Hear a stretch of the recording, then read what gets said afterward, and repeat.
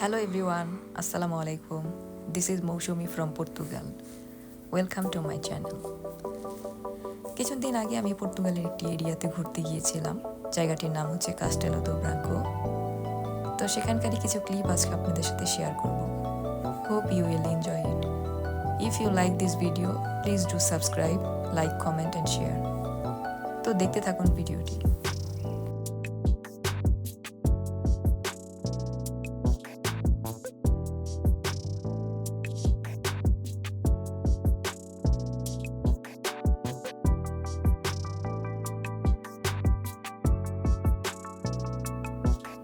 তো যথারীতি আমাদের বাসটি ছেড়ে দিল।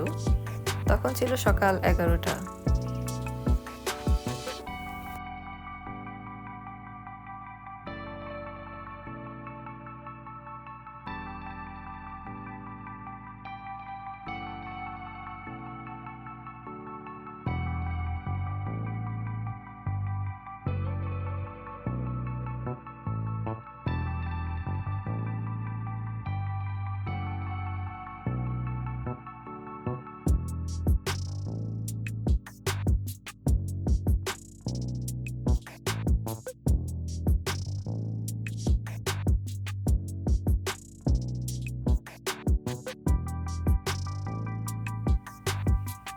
এই যে আমরা হাইওয়ে ধরে যাচ্ছিলাম।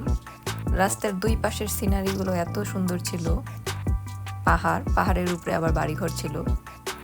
খুবই মনোরম দৃশ্য।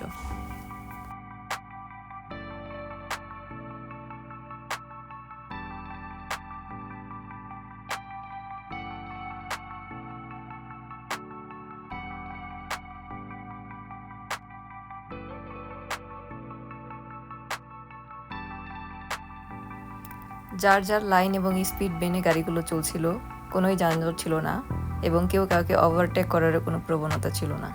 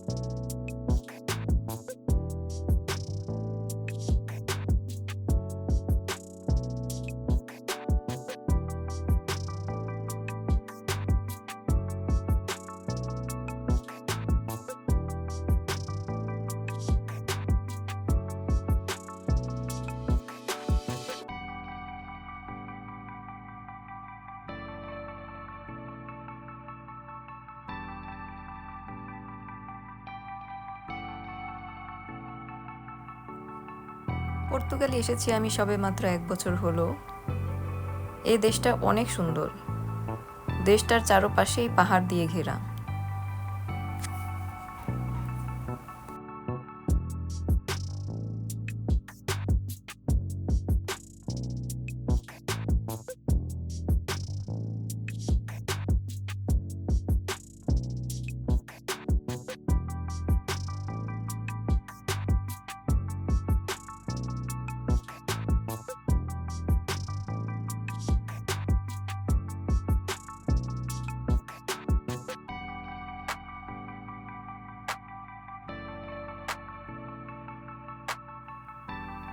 পর্তুগালের যে এরিয়াতে আমি ঘুরতে গিয়েছি সেখানে আমার চোখে পড়েছে শুধু পাহাড় আর সমুদ্র।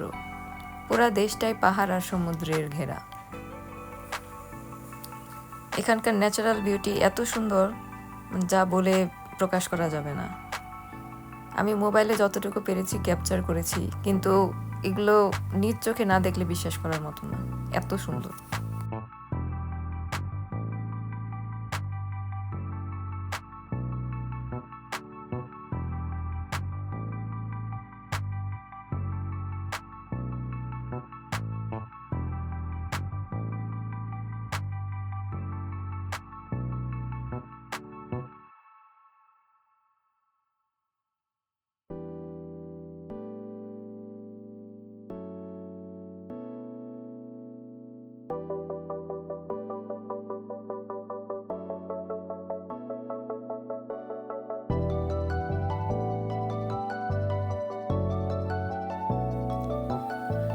আমার জার্নিটা ছিল মোটামুটি 2 ঘন্টার মতো, কিন্তু আশেপাশের এই ন্যাচারাল বিউটি দেখতে দেখতে কখন যে আমার 2 ঘন্টা পার হয়ে গিয়েছে আমি নিজেই বলতে পারবো না।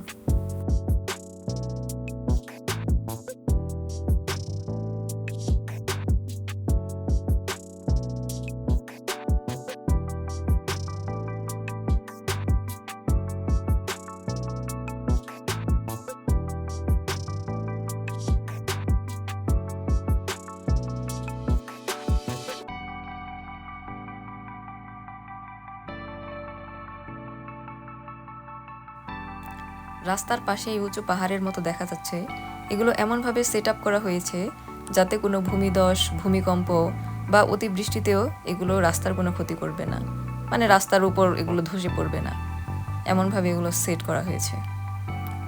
এই যে পাথর দেখা যাচ্ছে, এগুলাকে পাথর দিয়েও সেট করা হয়েছে।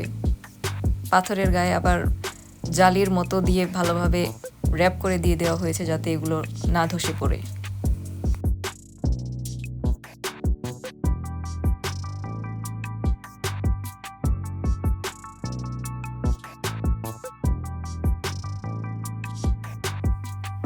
পর্তুগালে প্রচুর জলপাইয়ের উৎপাদন করা হয়।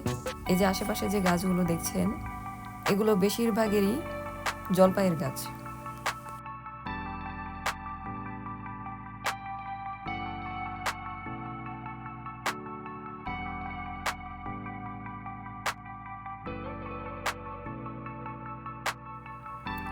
দেশটা কিন্তু ওয়াইনের জন্য অনেক বিখ্যাত।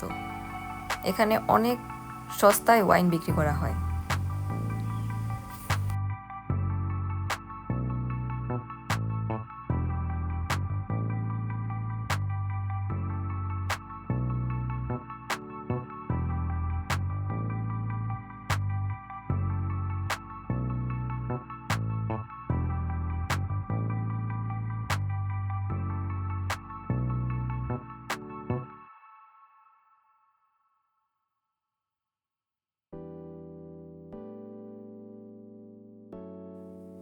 দেখতে দেখতে আমরা প্রায় কাছাকাছি চলে এসেছি।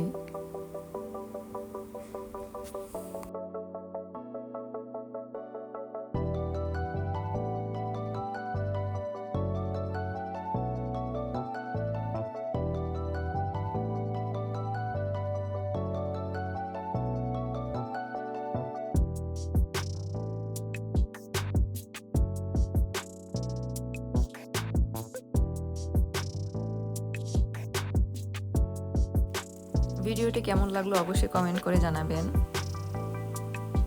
And please do subscribe, like, comment and share.